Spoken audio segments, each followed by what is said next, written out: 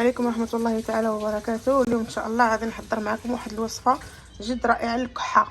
عندنا هنايا اللفت الابيض، كنقيوه نغسلوه مزيان، ومن بعد غادي نجيبو الحكاكه غادي نحكوه ونرجع معكم. ما كنحكوه انا عندي درت 2 ديال اللفتات، كنضيفوا السكر، ما كنضيفوا لا ما لا والو، هو غادي يطلق هذاك الماء ديالو.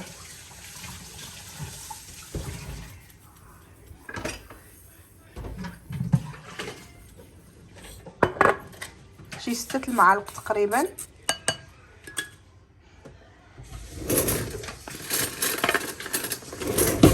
كنخلطوها مزيان.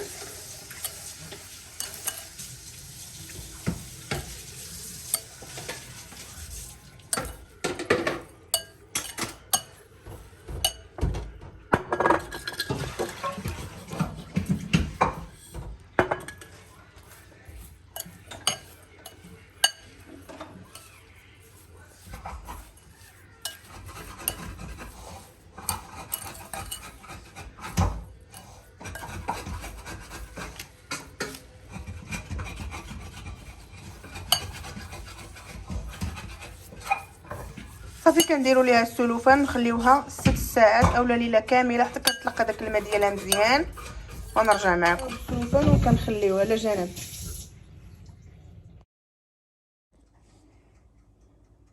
من بعد ما داز 6 سوايع كنشدوه بحال هكا، كنبداو نصفيو فيه،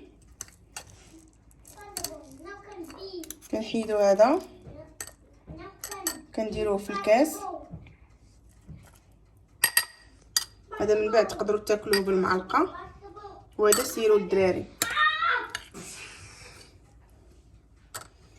يعني كنديروا بحال هكا،